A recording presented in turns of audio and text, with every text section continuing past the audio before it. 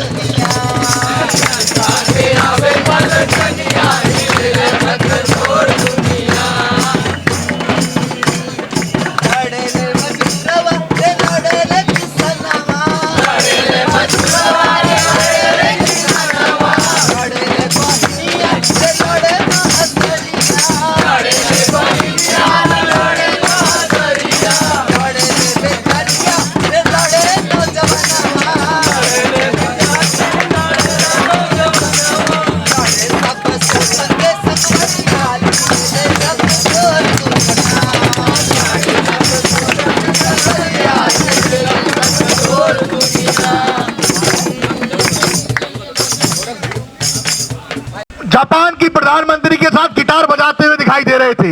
मैं कहना चाहूंगा प्रधानमंत्री नरेंद्र मोदी जी, आइए जंतर मंतर और देखिए भारत देश का युवा भूखा प्यासा जंतर मंतर पर लेटा हुआ है, इसलिए क्योंकि आपने भारत देश के संविधान के साथ खिलवाड़ किया है, देश के सिस्टम के साथ खिलवाड़ किया है। आपने अंबेडकर गांधी की विचारधारा को खत्म करने का काम किया है। जब जब अंबेडकरवादी विचारधारा को आप छेड़ोगे, जब जब आप गांधीवादी विचारधारा को छेड़ोगे, तब तब आपको नया अंबेडकर, नया गांधी और नया भगत सिंह जंतर मंतर से लेकर देश भर में देखने को मिलेगा। आप कहते हो कि देश के अंदर हम युवाओं के पेपर लीक कराएंगे, कहते हैं ना सिस्टम से करवाते हो तो कहते ही हो, पीछे अगर कोई मुखौटा, आप मानते हो नहीं मानते, पेपर लीक के पीछे अगर कोई मुखौटा है तो उसमें नरेंद्र मोदी का हाथ है। अरे बात धर्मेंद्र प्रधान के इस्तीफे तक नहीं रुकेगी, बात प्रधानमंत्री महामानव नरेंद्र मोदी चौकीदार के चौराहे पर ना आने तक नहीं रुकेगी साथियों। चौकीदार को चौराहे पर आना पड़ेगा और जवाब देना पड़ेगा कि साथियों देश के युवाओं की लूट कैसे हुई।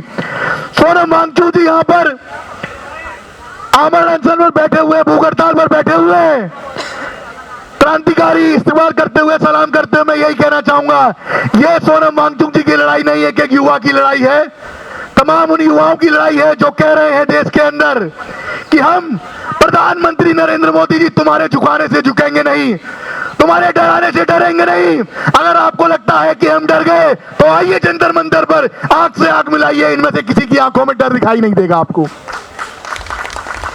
अरे आप सोशल मीडिया अकाउंट बैन करवाते हो, इंस्टाग्राम, ट्विटर, फेसबुक बंद करवाते हो, बस इसलिए ये चाह रहे हैं कि मैं सुशांत सिन्हा बन जाऊं, ये चाह रहे हैं मैं अंजना कश्यप बन जाऊं, ये चाह रहे हैं मैं अमन चोपड़ा बन जाऊं, ये चाह रहे हैं कि मैं गोदी मीडिया बन जाऊं। तुम्हारी कलम के आगे, तुम्हारे पैसों के आगे, तुम्हारे किसी भी चीज के आगे यहाँ का कोई भी खड़ा युवा बिकने को तैयार नहीं है। अरे नहीं है बिकने को तैयार नरेंद्र मोदी जी, आइए दमे तो खरीद के दिखाइए। आपने चड्डा समझ रखा है क्या? अरे आपने चड्डा समझ रखा है क्या जो बिक जाएंगे? आपके डराने से नहीं डरेंगे। आरएसएस की नींव में आखिरी कील अगर कोई ठोकेगा तो ये जंतर मंतर के युवा ठोकेंगे साथियों। धर्मेंद्र प्रधान का इस्तीफा हमारी पहली मांग है, आरएसएस को खत्म करना हमारी आखिरी मांग है। और ये आरएसएस इस खाप की एक नकल है, पर ये सरकार हाथ में लाग गई, पैसे हाथ में लाग के ये तो मन मर्जी से सरकार है या चला रही, जो हुक्म उनका होगा वो होगा। हर वर्ग सम्मेलन जो ना वो बैठा दिया लाके सड़कों पे। अब क्या है कि ये साजिश आज की को ना, ये न्यू वर्ल्ड ऑर्डर जो ये लागू करवाने जो चाह रहे हैं, ये बहुत पुरानी साजिश है। 1940 के दशक में आरएसएस का माधव सदाशिव गोलवलकर, एमएस गोलवलकर, माधव सदाशिव गोलवलकर, जो आरएसएस का सेकंड संस्थापक होता था, उसने एक पुस्तक लिखी थी वी एंड आवर नेशन डिफाइड। और उस पुस्तक में वो क्या लिखता है, जो आज चल रहे हैं, हालात चल रहे हैं, वो 1940 के दशक में अपनी किताब में लिख चुका। वो क्या है कि अगर भूल से सत्ता हाथ लग जाए, जो 2012-13 में झूठ बोल के लाग गई, तो उस देश की सरकारी संपत्ति, जब जंगल और जमीन अपने 2-3 धनाढ्य विश्वसनीय साथियों को सौंप के, और देश में 95% देश में भूखमरी पैदा कर दे, ताकि 7 जन्म तक भी आपकी सरकार ना जाए। और वो ये हालात हो रहे हैं। आप लोगों ने इनकी रोटियां पे, इनकी पानी पे, इन पे रहना पड़ेगा निर्भर। फिर उसी गोलवलकर ने एक और बात लिखी थी, जब ये देश आज़ाद हुआ, भाई हमने इसी आज़ादी नहीं चाहिए जो SC, ST, BC, OBC को, मुस्लिम को बराबर का अधिकार दे। तो मेरे बेटे उस दिन पे पाछा लाग रही से। फिर इसी गोलवलकर ने 1960 के दशक में एक किताब और लिखी, बंच ऑफ थॉट्स। उसके 43 नंबर पृष्ठ पे ये है, जो अपने दादा छोटेराम, बाबा भीमराव अम्बेडकर जो अपना संविधान बनाया, उस संविधान को ये कहते हैं कि भी वो तो एक विषैला बीज है। मतलब इससे घटिया काम और क्या होगा संविधान ने, जो इनको ये बोलने की स्वतंत्रता दे दी, मौलिक अधिकार दे दिए, उन्हीं के अगेंस्ट में वो कह रहे कि बोले ये विषैला बीज है। फिर अगले पॉइंट में क्या कहते हैं कि जो ये लोकतंत्र, लोकसभाएं, राज्यसभाएं, विधानसभाएं भंग करके लोकतंत्र को समाप्त करके डिक्टेटरशिप, तानाशाही स्थापित होनी चाहिए। SC, ST, BC, OBC के बच्चों को कम से कम स्कूलों में दाखिला दो, और चाहे एक आध कोई पढ़ जाए तो उसको अपनी छोरी दे दो। ये उस किताब में बंच ऑफ थॉट्स के 43 नंबर पृष्ठ पे। तो ये तो बहुत पहले साजिश रची जा रही है, उन्हीं पे चल रहे हैं। जो 12-13 में जो झूठ बोली थी, जुमलेबाजी करी थी, इनने कहा था भाई 15-15 लाख थारे अकाउंट में आओगे, और जब हम इच्छा थे बुझी तो नहीं बोले, वो तो जुमले थे। मेरे बेटे ने शर्माना हमती बतामती आनी कहती आनी। इस संविधान के बारे में, इस जो धर्म के बारे में, धर्मवाद के बारे में एक दिन अपने प्रधानमंत्री से भी एक पत्रकार ने पूछ ली, बोले क्या आप हिंदू धर्म के बारे में क्या कहो हो? कहने नहीं मैं तो नहीं मानता, मैं तो सुप्रीम कोर्ट ने जो आदेश दिए थे उन्हीं को मानता हूँ।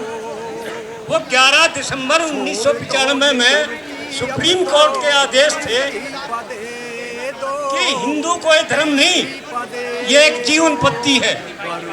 हर धर्म के जीवन जीने के ये नियम है कि भी किसने अपना कैसे जीवन जीना है, तो ये नियम है। और जिसका मन में वो बड़ा वो हमारे संविधान ने दे दिया। अब हमने इनके चक्कर में नहीं पड़ना, ये तो संविधान को खत्म करना चाहते हैं। अब दूसरी बात ये कह रहे हैं कि 2-2 करोड़ नौकरी देंगे।